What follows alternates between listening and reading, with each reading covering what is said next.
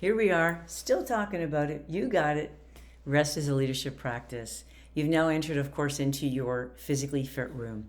So I want you to be thinking about the importance of rest and how it restores you. We know from a brain scans they've done, it completely allows you to get into a much more mindful state, more relaxed state. Your whole physical body responds when you rest. We know that. So what we want to do in our time together here is to really be thinking about really designing a purpose-driven rest throughout your day. So remember that this isn't having, it has nothing to do with bubble baths and spas.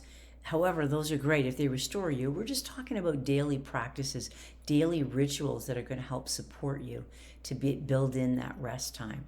If you're constantly on your cell phone, if you're constantly at your laptop, if you're constantly texting, if you're, scrolling, whatever it might be, my hunch is that when you start to observe yourself more, almost like somebody outside of their body, you might start to realize, you know what, that doesn't serve me well. That's not restful.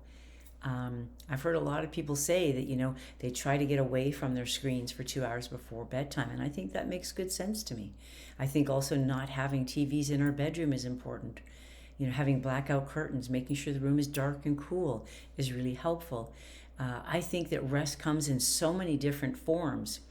And so I'm inviting you this week to take a look at, in that physically fit room, is that what's one thing that you're going to do for, in fact, a rest ritual? Is it that you're going to take a midday walk and be in silence? You're not going to meet up with somebody and chat the whole time. The intention is to get rest, right?